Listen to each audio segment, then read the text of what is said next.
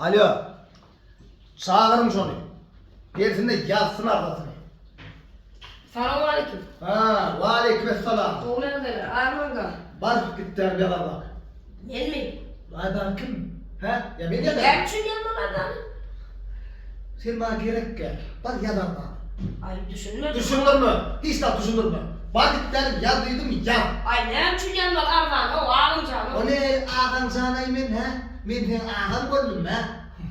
Hey, ben sen başlamım. Ay senin başlığım der o. Senin başlama tabi de o. Ay başlığım der onun başlığım Ondan der gitti mi? adam yanar da. Bana sen yanlışlıkla gerek gel. O arada var ya. Adamın arasında, işgalin arasında. Bolusu kekli ayrılıp görüyorum sen ne mi? Hayır. Gidin meydan konma. Bak gitti yalan abi. Dursana bir düşün. Değil mi? Alo. Ha.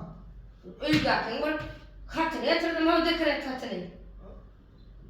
Öydeki işleyemedim. Ha ne ettin ha? Sen ne mi? Yok o benden. Sen mummu değil mi? Mummu da cumarın ha.